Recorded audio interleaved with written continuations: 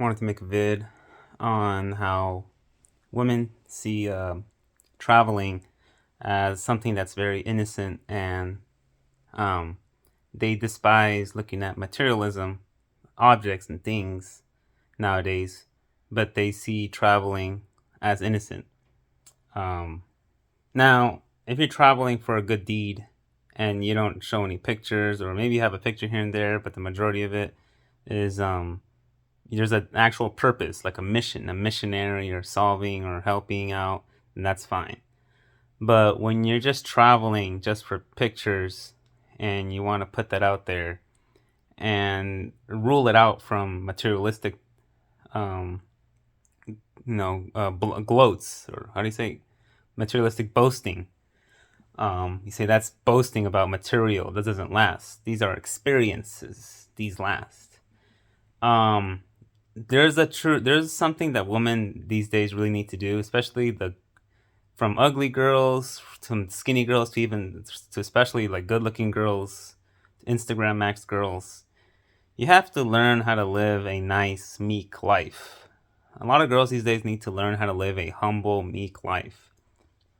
If you're constantly on the search for something extravagant, something to get a thrill out of you. Some girls live in the woods and the jungle and they want to show everyone. They want to get a thrill out of you.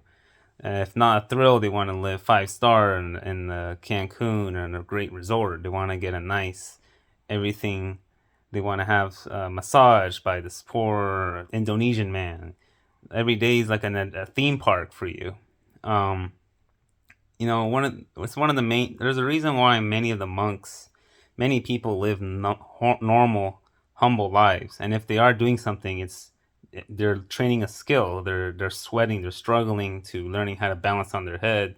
Something you need some pain in your life.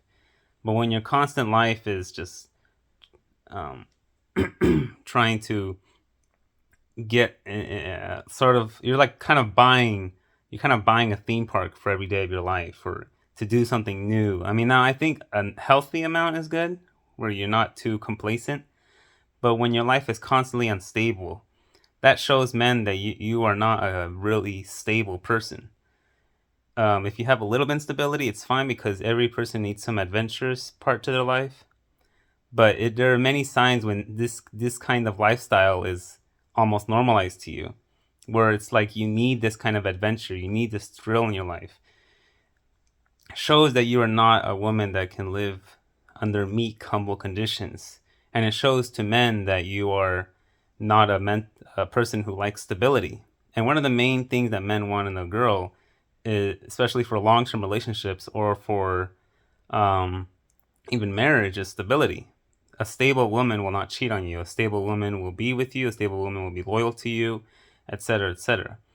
So when you're doing all these things, you're showing men that you are not something to be trusted with too well, and that you are part of the women that would seek a thrill in a new guy, just like you would seek a thrill in a new adventure, in a new picture, in a new photo, a new boat, a new island you're on, a new jungle cruise you're on, because you're constantly seeking a new thrill.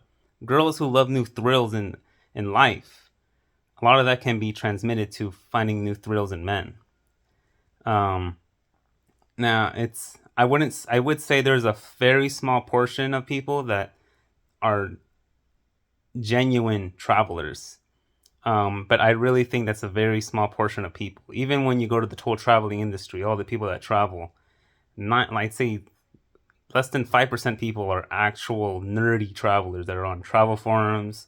And you meet some of these people and they're actually really cool people. And I will still have my opinion that they're not good for marriage in general. A lot of them don't get married. A lot of them have crazy lives. I'm being honest. Like, they have crazy lives, and that's just who they are.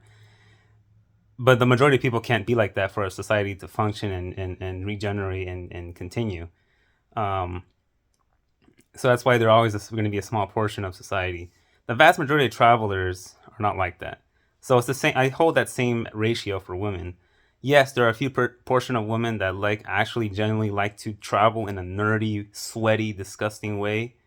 But I'd say the vast majority of them are looking for a new thrill or trying to adventure, trying to they can't. It's almost like they can't live when they say I can't live 2 months, I have to travel every month. I have to travel every certain amount of weeks, and they think that's normal and healthy because it's quoted under experiences. See, they're saying they're trying to hide it so that it's not a material. It's not a Gucci bag like that materialistic person over there. It's an experience. It's not a Porsche. It's an experience.